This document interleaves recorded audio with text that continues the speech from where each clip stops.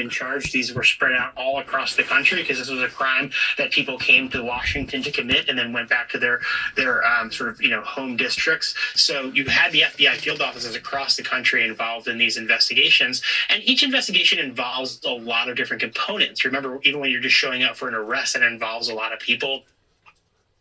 There's supervisors involved. There's line agents involved. There's perhaps intelligence analysts involved who did some of the work on this, and all this has to be turned over a discovery to the defense. So they're very thorough about documenting everyone's work for this along the way. So you're literally talking about thousands of people at the FBI who've been involved in these investigations in some capacity. So if they were really to go after all of them, I mean, I had one person tell me that would be like 3/4 of the Bureau, because a lot of hands were involved in this, and it wasn't something necessarily that people were all in on, right? Like, it's a fact that, this is something I heard constantly, that a lot of FBI agents half-assed these cases. They weren't necessarily really enthusiastic about them. They sort of sat on their hands for some of them. And so that's like a really interesting dynamic of this, is you're going to have a bunch of people who like barely touched one of these cases and are now on some list that is being sent to the acting deputy attorney general. Well, then talk to us about your new reporting that the DOJ also fired multiple federal prosecutors who handled the investigations for the January 6th rioters. Yeah, I just got off the phone actually with someone who was fired just a couple hours ago, who was telling me about what this entire process was like. They had already left the office, so all of their stuff is still at the office, and they have to go back and get it on Monday. But they got one of these announcements, and it cites this. So essentially, there was a bunch of term prosecutors who were hired for these short-term positions, and then the hope was, I guess, that they would get long-term positions. And ultimately what happened is a lot of them were assigned to other types of investigations after the January 6th cases sort of wound down. So you had a lot of people who were going to be handling just violent crime in DC, for example. Some people went through training and were going to actually go to Superior Court, because in DC it's sort of this unique scenario where we don't get to elect our own local prosecutor. Instead, everyone in the country elects, that person gets to choose the U.S. Attorney for the District of Columbia, and they handle both federal crimes and local crimes. So local crime is also prosecuted by federal prosecutors in D.C., assistant U.S. attorneys, and a lot of them were going to be assigned and show up Monday and start working on those cases, but now they're not, because they touched these January 6 cases in the past. That has been used against them, and they're no longer going to be in those positions. And they're not ashamed of what they did. They're very proud of the work that they did on these January 6 cases. They're very proud of themselves for standing up for democracy, for standing up for those officers who were really brutalized in the tunnel. I've had a lot of these before that, what they really started with this for is because they wanted to protect democracy, but ultimately what they stayed in it for was these officers. Because while we might know a few of the names of the officers who were assaulted, that was the worst day of a lot of officers' lives, especially those officers who were inside that tunnel and were just brutalized by every single kind of, weapon you could imagine. There was office furniture being slammed at them. They had just every kind of weapon you could imagine being used against them. It was really brutal in that tunnel. All right, Ryan, we're going to let you go to bed because I'm pretty sure you will be working all weekend long. I want to bring in our nightcap. Molly Jong-Fast is here, special correspondent for Vanity Fair and an MSNBC contributor. Dan Nathan's here, co-founder of Risk Reversal and a CNBC contributor. Former New York prosecutor and civil rights attorney Charles Coleman Jr. and comedian John Fugelsang, primetime host on... I don't know if it ever occurred. I mean, I know that they was using mace, but at one time I had a cartridge of bear spray that specifically says do not use on humans. If it's strong enough to deter a bear, you can only imagine what it would do to a human being pertaining to their eyes and stuff. Sirius XM progress. Charles, let's start with what's happening. And I'm not saying that any of that was used in that particular event, but if it was, that would have been, really, really bad for a lot of people. They probably went blind and probably couldn't breathe and everything else. I still say that the blanket pardon should have been handled differently whenever it comes to your most violent people that purposely went in there to want to cause violence. Bruce, what's happening at the FBI? What do you think? Well, first of all, what we're seeing from Donald Trump is an attempt to entirely reshape anything we thought we knew about democracy and how it works. He's going to drain the And swamp. for as much as we are paying attention to what He's draining the we're swamp. looking at retroactively about January 6th, my biggest concern is moving forward. If you are a prosecutor or you're someone who's thinking about this office and you're looking at what it means to investigate and do your job as an independent agent of the court, when you're an attorney, you're an agent of the court. What do you think is going through their minds if it is something that relates to potential illegality coming from the executive branch? Are you going to give as much attention, as many resources, as much effort as you would in prosecuting that case, understanding that it could potentially mean the end of your career as you would if you were operating and had the space to do your job as an independent arbiter of justice? Those two things should be deeply concerning. So while everyone is looking at January 6th and what's already happened, what we should be concerned about is going forward, how does this impact prosecutors and the job that they have to do? We've been talking about the chilling effect on the media. How about the chilling effect on the DOJ? What do you think about this? I mean, look, we're just talking about these sort of norms and how there's norm breaking going on. And the big norm breaker, of course, is this OMB freezing the federal government, all the grants. And that has been stopped by the courts for now, right? It's sort of paused. And that is, the good news is that there's some accountability in the courts. And so that's why what Charles is saying is even more worrying. There's some accountability in the courts For now. For now. Mm-hmm. John, first they were the January 6th pardons. Now this. What should Democrats, right? Donald Trump likes to say he's got this sweeping mandate. He doesn't. He does not. He won narrowly, and the control they have in Congress is the slimmest of margins. How should Democrats be approaching all of this? Well, I don't first even off, want to say playing they this need- because there's nothing to play with. Yeah, they need to remind people that when the majority of voters vote against you, 2016, 2020, and 2024, that's a mandate. Okay, they need to stop letting the media and letting the Republican Party gaslight us all by saying that somehow 1.4% of the popular vote is a large number, only if you lie about size. There's a lot they can do, and people are still kind of, getting their bearings. I think since Election Day, a lot of folks have checked out. This is Trumpism, so it's what I call WTF fatigue. But every night on SiriusXM, I have folks call me and say, how could the Republican Party go from the party of Back the Blue to seeing cops beaten on the Capitol steps in service of a lie? Camp Auschwitz guy is pardoned. The cops who arrested him are fired now. And I think they've been totally consistent all along. It's an authoritarian movement. So when a cop is abusive to an unarmed black man, they'll always defend the authoritarian symbol. But they don't care about these police as flesh and blood men and women. Because if a bigger authoritarian comes along, and the previous authoritarian cop is now defending democracy, they'll shunt them aside and go for the bigger one. They've never cared about cops. They care about their authority symbols, and they're proving it right now. This is Joker taking over, firing Commissioner Gordon, letting all the crooks out because Gotham was tired of woke Batman.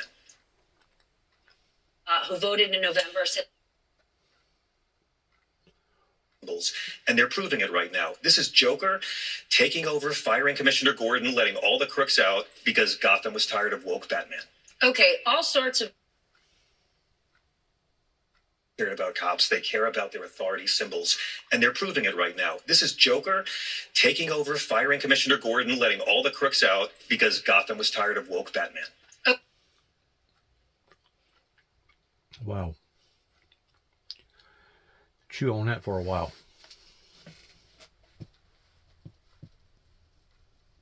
That's a heck of an analogy coming from a United States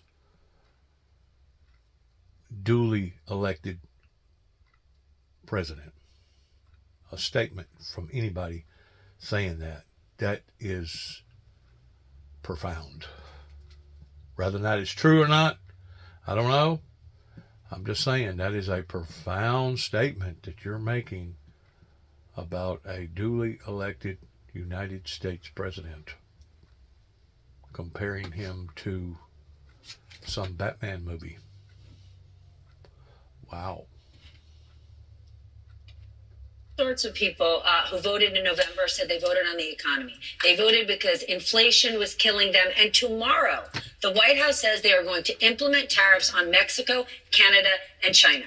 And to me, it's not so much about who's getting the tariffs imposed on them, but Donald Trump getting to wave his magic wand and decide who gets an exemption, because that's where the real money lies. Who's going to come? Who's going to kiss the ring? What is he going to get in order to get you an exemption? What do you think? I mean, these tariffs could be crippling. Yeah, I think you got to separate China versus our two largest trading partners, which is Mexico and Great Canada, point. right? Yep. And so at the end of the day, I don't know what sort of leverage he's trying to get, again, on the northern border and the southern border with, again, two of our largest trading partners. If you think about so many industries, the auto industry, the oil industry, how much stuff goes back and forth, right? How important it is for our economy. And let's just talk about Billions. the oil industry. He's pretty cozy with that, right? We have two major integrated oil companies here, Exxon and Chevron. Both of those stocks, I know this is not a stock show, it's not It's okay, CNBC. it's okay. They were down considerably this morning. Right. They missed numbers. They're worried about their margins in the refiners because a disproportionate portion amount of oil comes in from those two places, right?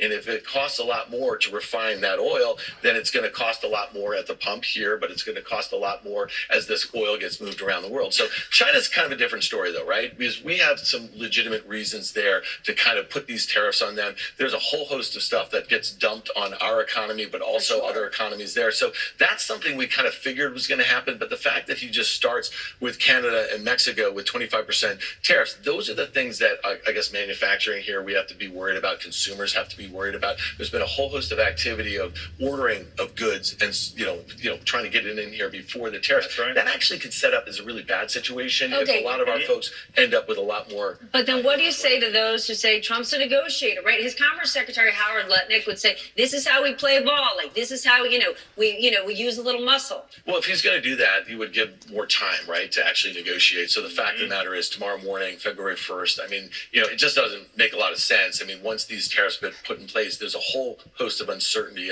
And look, CEOs don't like uncertainty. Investors don't like uncertainty. I think that's one of the reasons why those oil stocks got hit so hard. So again, we can think about what the base case policies should be that make the most sense for our economy. And we also have a little bit of the playbook from the first administration. I just think that this time they're going to use a bit more of a scalpel than they were just kind of, using that hammer, which was really a threat back then. And now I think they really do want to implement this. Okay, John, there are scores of Americans, sad to say, that aren't watching this news or any other news program. They don't care about politics. That's right. They're just trying to live their lives. Hence the government. These tariffs, at least in the short term, could spike prices. Donald Trump, for the Yes. first time ever today, yes, prices could go up. Do you think Americans are ready for that? Because we saw interview after interview, people on the street over the last 6 months saying prices are killing me. The only question is how they're going to find a way to blame the high prices on trans children. That's really it for me. This is America 2025. We can't afford eggs. Let's buy Greenland. And prices will go up. And again, America was But the recovering. average American is going to ignore that. The average American ignores the fact that the U.S. under Joe Biden recovered from COVID better than all of our capitalist allies. We still use words like inflation instead of corporate greed. We're not calling this thing out for what it really is. There are some people who didn't raise prices. This is a choice. So they're not going to worry. The question is, what will be enough? Prices What's going it up going to was take? not entirely corporate greed. There's a portion No, of there it was that global is. inflation. And Yes. people don't realize that China, that Japan, Germany, all of our allies had the same kind of inflation. America was doing better than all the G7. I don't think people will care. The real question is, how will they try to scapegoat the higher prices and how much of MAGA will buy it? Okay, well, today, the highest ranking, non-politically appointed official at the Treasury Department resigned. Yep. This man has been in this position for years and years. His job was essentially to run the government checkbook. He ran the payment system, $6 trillion. It goes to pay Social Security and Medicare and tax refunds for government employees. This man was getting pressure from members of DOGE, Elon Musk's Department of Government Efficiency, some of these people who came from Elon Musk's private businesses, they wanted access to that payment system. No one gets access to. I mean, most people in the government don't have access to it. Now, we don't know what they wanted to do with it, but this guy abruptly said, I'm out. While we don't know what they wanted to do, this is further evidence of Elon Musk moving deeper in to control the way our government operates. Yeah, and I'm not convinced that he's great at it. Yep. Right? I mean, this is the thing. Great, good, or an honest, but Right, yeah, but you know, I mean- but hold on, great at it. Yeah. For whom? For himself Self. or for the Well, American people? well- Because that's how the government's supposed to work. That's a big question. But, you know, he's sending out that same, right, very similar email, the fork in the road email, which people may have seen a similar version at X, you know, telling people to resign. And then we're seeing people saying, no, don't resign. With some elected members of the Senate saying, don't listen to it. Look, you know, a lot of this stuff, and then we're seeing the government actually saying some people can't resign, that letter wasn't for them. Look, you lose your credibility so quickly when you do stuff like that, and we've right. already seen it. And I mean, Trump came in with as good favorability as he's ever had. And, you know, it's only been 10 days, and we're just watching them sort of squander what little mandate they had. And, you know, Elon Musk has never polled as well as Trump. That's the other thing.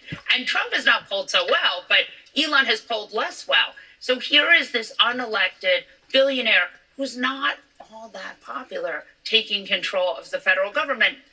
It's a recipe for disaster. But Stephanie, I think what it speaks to on a broader scale is the brazenness of everything that we have seen from this administration Correct. in these few days. It has not been something that has been clandestine. A recipe for disaster. They're still leaning on a disaster could possibly occur. They don't realize that a disaster has already occurred. When you have a country that is self-sustainable, pertaining to our interests, pertaining to what we owe, and how things has been shifted around and mishandled,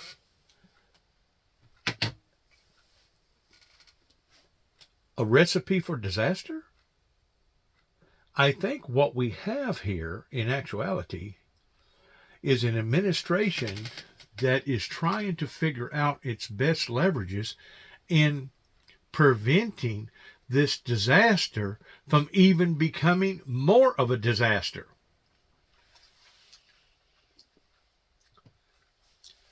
That's my opinion about it. Because I said all along, it's unfixable. There's too much of it that's broken, that's shut down, too many favors, too many unjust, too many corrupt judges and prosecuting attorneys. And I mean, just look at just part of the stuff that I went through, and then look at part of the stuff that another man went through, Donald J. Trump. So if you think that it's only 2 or 3 people that's been done wrong by the judicial system, you got another thought coming.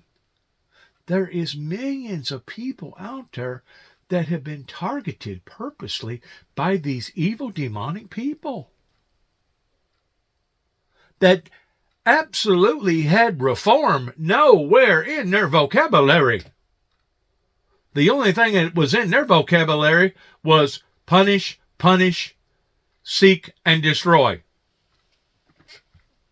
And this was coming from our own government, from various people in various administrations that has basically patted their own pockets while the rest of the 99%ers got injured. And you have somebody in the media talking about that this is a recipe of disaster. We're already in disaster mode. That's what various media and various people on either side don't understand. We are in the middle of the eye of the storm. Now, what are we going to do about it? What are we going to do about it? Because obviously these judges, these mayors, these governors, these people that's been elected by the state, they're not just going to walk away voluntarily. They're not just going to quit their jobs and go somewhere and start golfing. They've got payments to make. They've got obligations to make.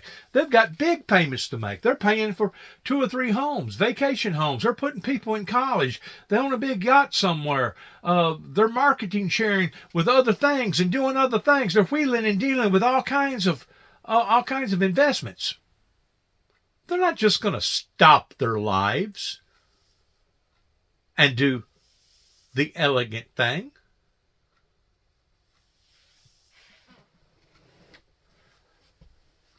Whenever I said that Donald Trump won this election, I wished him luck, and I still wish him luck, because I don't think, and maybe he does, realize how wide, broad, and deep the swamp is. So many people have been damaged. And I'm not saying that they shouldn't have been reprimanded, because they should have been, but not on the level of damaging, of destruction. And then you got other people that hadn't hardly done nothing, and their lives has been disarray. Or you have people that possibly did do something, and because the statute of limitations has run out, they're still going after these freaking people, breaking their own guidelines and their own rules and regulations, which is making themselves look like a mockery. Why was it ever put in the suggestion box of, we got a statute of limitation for this, we got a statute of limitation for that, we got a statute of limitation for this, and then there's such thing as petty theft, and then there's grand larceny. I mean, there's different degrees in all this stuff, from A to Z. In the meantime, you got prosecuting attorneys that's working out these shady deals and trying to go after the big fish, that's willing to let the little fish basically get away with murder, while they're trying to go after the big fish, making these deals through the witness protection program, that it's out of control. And I just hope and pray that Donald Trump can gain control back again pertaining to our United States government. And if people think, well, this is just a federal problem, no, not at all. This has been going on for years and years and years, towards people being biased and picking on certain people that they don't like, or if your name isn't in the right category, or you was raised up on the wrong side of the railroad track, okay, as far as stereotyping individuals. And the thing about it is, it doesn't matter if you're the richest of the rich or the poorest of the poor. One day, when we stand in front of the Almighty at the feet of the cross, at the foot of the cross, at that point in time, we will be equal. There won't be no big I's and little U's. We will all be equal, and it would be based around God's justice and not some deal working in behind the walls of trying to go after a bigger fish, or doing whatever that they're doing. I have never seen this country being so out of control right now. It's sickening. It's sickening, and I promise you, right now we have various people that have fought. Some of them died, been brutally injured, that have sacrificed dearly for us to be where we're at, to have what we have, that are basically rolling around in their graves right now, towards seeing just exactly how far that this has become out of control. And I don't say that lightly. I don't say that jokingly. Just like the Lord Jesus Christ, he never, not one time, joked, made fun of, or took the enemy casual. Not one time, because he knew what he was up against.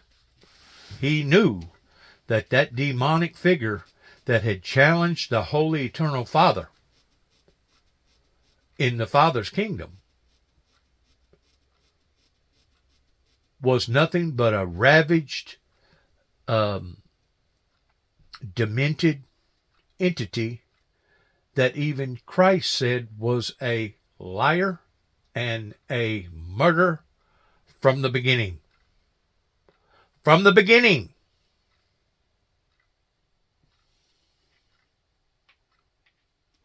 In other words, this entity already had bad characteristics, already had bad desires, already had some sort of malfunction. Anybody that is that stupid, that is willing to create a mutiny like this and basically using the humans as pawns, and that's exactly what the Luciferian Lucifer has done throughout history. He has used, abused, taken advantage of, lied, disfigured, and in the meantime, while we're hurting, while we're aching, while we're being taken advantage of, he's sitting back in the corner somewhere laughing, making fun of all this, shaking his fist in God continuously, falsely accusing the brothers and sisters in the Lord, while bragging about how that he has brought all this misery and remorse into the human beings' lives. Now, you want to really know who your enemy is? Whenever you have an enemy, and I've said this before in some of my other work, it probably was a few years ago. Whenever you have an enemy that is so dead set that it or he or she is willing to take out themselves just to take out you, then you know you have an enemy. And that's one of the key points that I find it to be so critical in today's society. Because at least during the atom bomb era of World War II, people wasn't as crazy and as cruel and as insane as what they are today. And I'm just afraid that once this Roman candle gets lit, I don't know if we have what it takes to put it out. I don't know that mankind has what it takes in their desire of putting it out. You know, if you base things off of a stitch of time saves 9, usually that's across the board in every perspective you can think of. A stitch in time saves 9, because once something gets loosed, once something gets out of control, kind of like those wildfires out west, it's 1,000 times harder to stop it than it would have been if you never allowed it to ever start to begin with. It's that way in every perspective you can think of. Once more, the Christians are under attack. The righteousness of God has always been under attack, but not like it is today. Because today, prophecies is coming true all over the world. And as the Bible teaches that Satan will come down in great wrath because it or he knows his time is short, that's exactly what he's doing, my friends. And he's been doing that now for quite some time in America, pertaining to all the divorces, all the drugs, all the other ungodliness that basically a great deal of these preachers have either been blinded to, or they was a part of it to begin with. I don't know. And I'm not saying all of them, because there's a great deal of them that are very sincere, that are very good ministers. But I'm just saying that it has proportionally got so far out of hand. I just don't know if Donald J. Trump really realizes what he's up against towards draining the swamp. And that's the reason why I say, good luck, man. Good luck. And I mean that with all sincerity. Clandestine by any measure, and the fact that Elon Musk can, in this way, in this climate, decide to do this, knowing that this is going to get out. We're talking about repeatedly, I keep hearing this is the biggest transfer of wealth that we've seen literally in generations. This is it. Okay, This is Carl, how it looks. I don't think brazen is the issue. Right? Lots of people think the government is sleepy and boring and old and we need some shakeup. Brazenness isn't the issue. The question is, under the hood, is what we're really seeing is that our government is privatizing. Right. It's become a kleptocracy. I mean, when you think about this, I mean, listen, I would not underestimate Elon Musk. I've been tracking Never. his career. And not only in certain ways has it done that, but it's also been lagging whenever they're still debating over Eric Snowden. It's also been lagging whenever China can create the same entity as Facebook or YouTube or whatever for pennies on the dollar. It's also been lagging whenever you're talking about space age technology that even Ronald Reagan could foresee that was going to occur pertaining to one satellite being able to knock out another satellite pertaining to lasers. I just hope that Donald Trump has foreseen all this towards what the American dream is coming up against.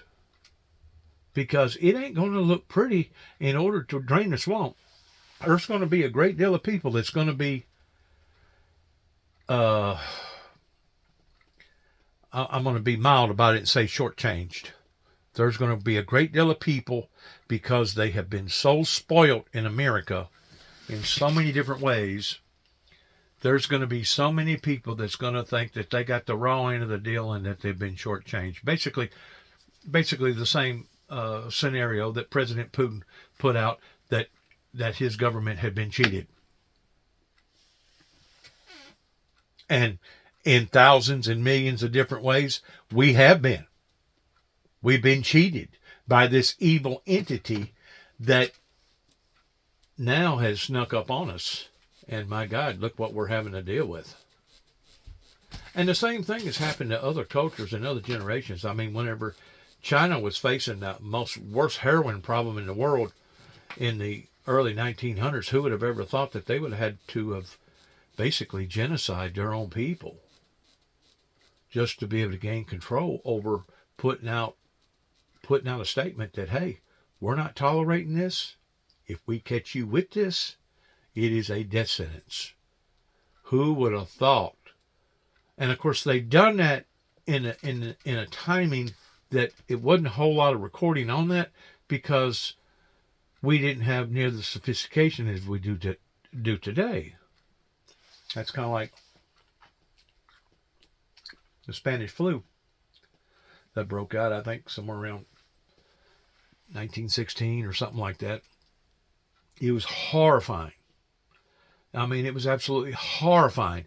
And you know, people in America that are even your historians really don't realize just exactly how horrifying that plague was, just like the bubonic plague and some of these other things that was happening to the world that basically circled the world 3 or 4 different times.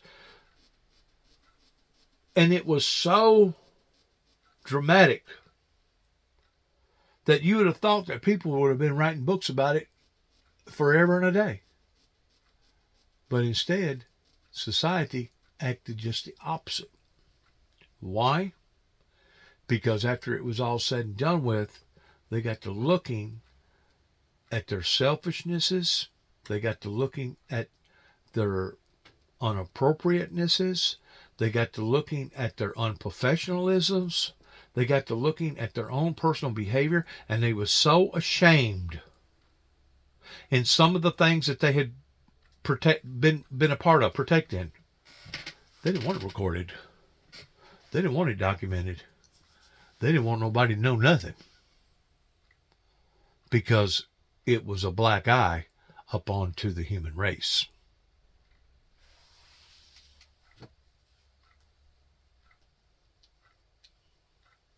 long time, and if you think about the value that he has created, he is a chaos himself, agent right. for every company, whether it be Tesla, whether it be SpaceX, whether it be Starlink, whether it be X, whether it be XAI, but he gets results. And again, I'm not a fan, okay? Like, this is not somebody that I would want to do business with or work for, but when he goes in there, I don't think he's going to be long for the world there. I think he wants to kind of leave an imprint on the government. And the I think question is, who does he get results for? well, I mean, listen, I think it's going to be a combination of things. At the end of the day, on his conference call, Tesla, the other night, they just reported earnings, okay? And this stock has been doubled shorted since the, no, I didn't short it. I'm not that. No. Their earnings were. Oh, no, it was a disaster. This is one of the worst quarters. That's right. All right, moving on. This No, is not stay there, CNBC. stay there. Right. So I guess my point is he made a really interesting comment on that call. He basically said to analysts and investors, I go to where the problems are. So if things are working in any of his companies, he lets the people that he's empowered do that. That's a really important statement for a guy who runs, like, I don't know, 3 or 4 of the most important companies in our country, if not possibly the world. Okay, then I leave our audience with this question. Elon Musk goes to where the problems are. My question is, who is he looking to solve them for? Yes. The government's responsibility is to keep people physically safe, socially free, and financially secure. Is that what Elon Musk is looking to do? Nobody's going anywhere. When we return, Donald Trump has a history of suing people and companies that make him mad. Now that he's president, we are seeing major media and tech companies settle. We're going to get into it. Whoa, ho, ho. Let's go forward right here. I don't want to hear about this junk because it's basically all political, he said, she said, nanny, boo stuff. Let's go on, and let's stop. Was in this race for Back up. Oh, ho. Videos being like, this is the problem, this is the reason, this is what we wanted. And I think, look, the OMB stuff is a big deal. Russ Vought is in there now. They're going to do a lot of stuff with the money that has been appropriated by Congress. And we're going to see in real time what happens when a president takes the money that Congress appropriates and doesn't give it to the federal government. And I think a lot of people are going to be hurt. Russell Vought, Project 2025, which Donald Trump told us for days and weeks and months he knew Wasn't nothing me. about. Yeah. He had nothing to do Wasn't with being enacted. I just saw the right Project now. 2025 educational videos today. Right. And you know who stars in them? Russ His current Vought. press secretary. Yeah. if he wasn't lying, I'd be worried about his well-being. So yeah, I mean, the Democrats have got not as bleak a scenario as we all think. As bad as it seems, and I agree, they feel like Clark Kent without a phone booth right now. But these He policies, was still really handsome. indeed, but these policies Trump has enacted so far are all unpopular. Yeah. I'm going to say before this is over with, we're literally going to see people jumping out of windows or committing suicide, which is sad, or killing one another, which is sad, similar to the events that occurred during 1929. And I want to make another statement that I've already done made. I think that society used the big steal or the big lie in giving them the incentive of going up to the Capitol building, showing their true patriotism, but deep down inside, I truly believe that that was not their primary motive. I think their primary motive was America is being run wrong, the people are being cheated, we are trillions of dollars in debt, there is no safety or security, our privacy has been stolen, and the people are fed up with it. And I think whenever this is all said and done with, whenever the history books is finally finished tallying, similar towards how the history books finished tallying on all other major occurrences, I truly believe that the people are going to be able to see through this and say, you know what? The big steal or the big lie was just a front. It was actually the American citizens that was actually speaking out because of the disarray of various people that have now put everybody in jeopardy pertaining to this travesty. And there is some of the most gracious, patriotic people in the world that would give you their shirt off of their back. But whatever you do, don't come to them and trying to take it from them. Because if you do, there's going to be a fight from hell before you can steal it or take it from them. Just like my brother said, Juby, the only way that they're going to run me off of this property is in a body bag. And you know what? My brother left this property in a body bag. But he was dead set that he wasn't going to run his brother off, and he for damn sure wasn't going to tuck his tail under his legs like a scalded dog and him run off too. That's how much pressure that was being put upon us right here at 291 Thompson Road, Sharon, Tennessee, zip code 38255, that those people up there in Dresden pertaining to law enforcement was very aware about, but didn't stop it. Once more, whenever people think that this is just a federal problem, they got another thought coming. It actually begins at the lower end and works its way up to the top, and then goes from the top and works its way back down. On every level. It don't matter if it's a state level, don't matter if it's a county level, don't matter in what state, and it don't matter if it's a federal level. It's injustices. That's what a travesty is. Get to looking at the word travesty. Look it up. Figure out what that word means. So the people are fed up. The people made a statement. People made a stance. Not only in January the 6th, but then they made another. The people have spoken. They made another statement in making sure that Donald J. Trump was going to be back in power again to finish the job. I think even that was one of Biden's proposals. Finish the job. Well, that's exactly probably what Donald Trump intends to do, is finish the job. I don't know what kind of job it's going to be, but it sounds to me like it's going to get pretty intense, like it has with other cultures and other generations and other countries. We're just now starting to get in the thick of this. So the best advice I can give anybody, may want to consider tightening your belts. Because those T-bone steaks, those Saturday night cookouts, all that other stuff that the American dream has been based around, could very well be coming to an abrupt end. Coming near a neighborhood near you. Releasing the January 6th terrorists, trying to shut down funding, getting rid of birthright citizenship. None of these are above 50%. The majority of citizens are against them. We just saw in Iowa this week a Democrat running for state senate flip a district with a 27-point spread that Trump won by 21 points. The 35th district in Iowa. Yeah. This week it happened. We forget that Kamala Harris was in this race for 100 days, and she got more votes. She got the third highest vote total of anyone ever to run for president in this country. As bleak as it feels, people are psyched out. The Democrats are going to do what they did last time. They're going to lick their wounds, slowly assemble, let Trump do some work for them, and they're going to be talking a lot about education and healthcare. I hope some of them will start introducing impeachment articles every week. When the GOP was trying to repeal Obamacare 70 times, we laughed at them. But what they were doing in their impoverished state was consolidating the base. Once more, Donald Trump said the enemy is from within. I think what you're listening to pertaining to the Batman scenario pretty well proves Donald Trump's case. I would say. I don't know. I'm not a politician.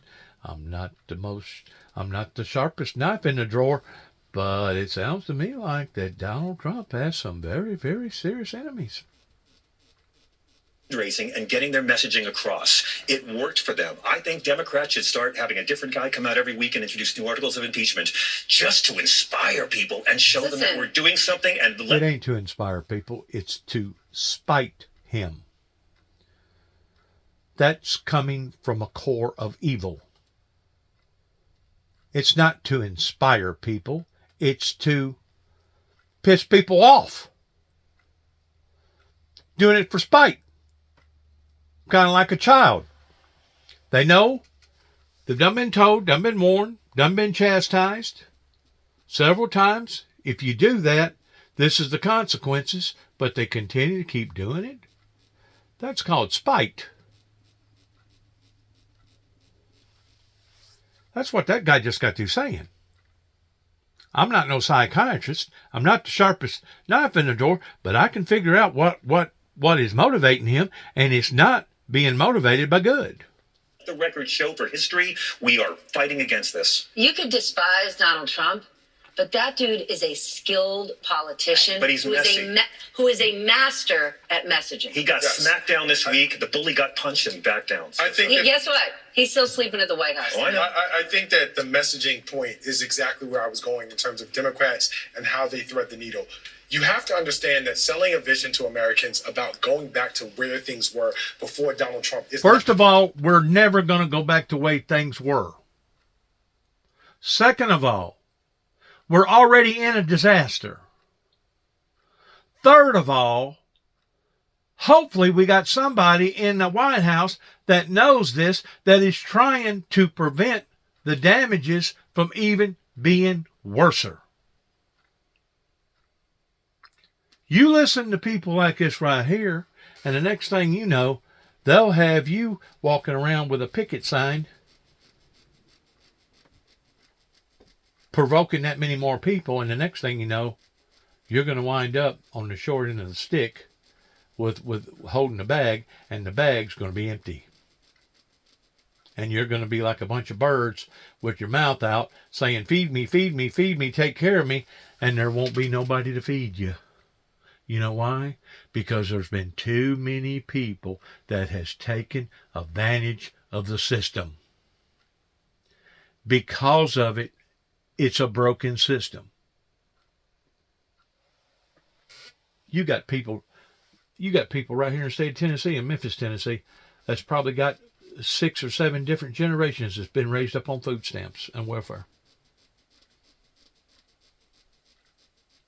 In other words, they plot out their families based around the entitlements that they feel like that they're entitled to. They sit down and manage. I'm going to have 3 children, 4 children, 6 children. I'm going to be in this position 10 years from now. I'm going to be in this position 20 years from now, and this position in 30 years from now. All based around the equality of taking advantage of the system. There is so many cracks. There is so much corruption in this country. From A to Z, it ain't even funny. And it's going to take. Y'all remember that picture whenever Obama was holding that big needle and said, "This is going to hurt"? I think that come out just about the time whenever COVID had hit.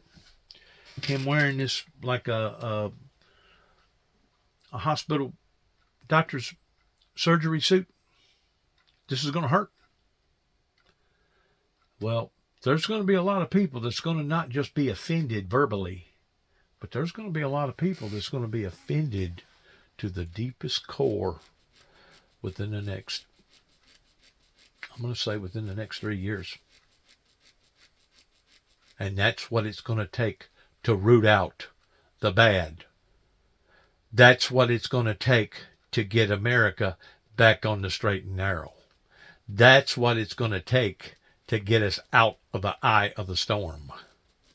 Now, these people, they won't tell you that. These people, they don't see that. These people don't want to see that. they've already basically stereotyped this individual because he's not in the same party that they are. And it wouldn't matter if you was to give them cookies and milk for the rest of their life, they're still stereotyping Donald J. Trump.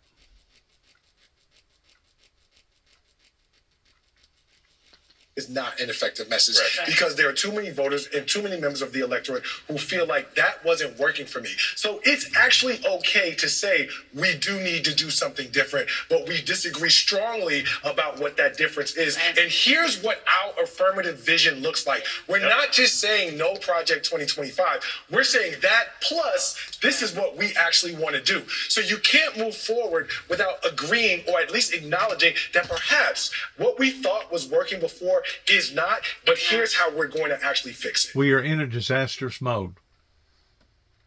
We are no longer dealing with normal circumstances. We are in a disastrous mode. And these people have yet to accept that, pertaining to the boat's sinking. There's all kinds of holes in the boat, and the boat's going down. We're in trouble. We're in a disastrous mode. Now, the next question is, are we going to repair the holes? And how quick are we going to repair the holes? And are we going to be able to repair the holes to keep the whole boat from going under, from being swamped? And I'm using the government, pertaining to the American government, in a scenario being the boat. But the holes is all the corruption, all the gaps, all the things that haven't been handled properly, and that's what Donald Trump's trying to do. He's trying to go in there and clean house. I hope that he can do it the way that he's planning on doing it, but at the same time, it could backfire on him. It could actually cause things to be even worse than what people have been adjusted to, either in or during or since COVID. I knew something was up whenever that occurred. Something on a big, big level, because I could feel, and people's going to laugh at me whenever I say this, but it was as if I felt 10 pounds heavier during all that COVID stuff. It was as if the gravity become even more physically aware. Just tired. Just couldn't hardly put one leg in front of the other. It was just rough. Day after day after day, seeing all them people dying, all them nurses and them doctors giving their 100%. And I tend to wonder today, right now, in the medical industry, I'm just going to jump on the medical industry real quick. I know that ain't been what they're talking about. But today, I feel like that the medical industry has been strained to the degree that the medical professional help that you get today, unless you're just awful lucky, isn't going to be nearly as what the efficiency of the medical industry was before COVID hit. I think it has done something to people's morale. I think it has strained. I think it has basically took the wind out of a great deal of them's sails. And because of it, you can see it now in substandard professional help. Substandard concerns. Substandard going that extra step. Let's try to get over this so that you can get on with your life. Good luck to all of us. God bless America. And, I'm going to throw this in here real quick. I've been talking about these flights now for quite some time towards them falling out of the sky. We just had another one in Pennsylvania, I think it was, that fell out of the sky this afternoon. Less than 48 hours ago, had the event that happened up in Washington, D.C. over by the Reagan airport in the Potomac River. These things are not coincidences that continually keep happening. I mean, if you do a rundown on the occurrences that's happening with aviation right now worldwide, ooh, it's looking ugly and uglier every day. Once more, you're dealing with substandard workers. You're dealing with substandard mechanics. You're dealing with substandard pilots. You're dealing with substandard radio collars, or whatever you call them, in them towers. People are tired, and because of it, you're starting to see the consequences of it. Good luck to all of us. God bless and shalom. Heaven, please help us all. Lord God in heaven, help us all. And please, please, please pray for the victims of that airplane occurrence, because it has affected so many children's lives pertaining to that skating team. Please pray for those victims and those that are being so deeply, profoundly affected. God bless.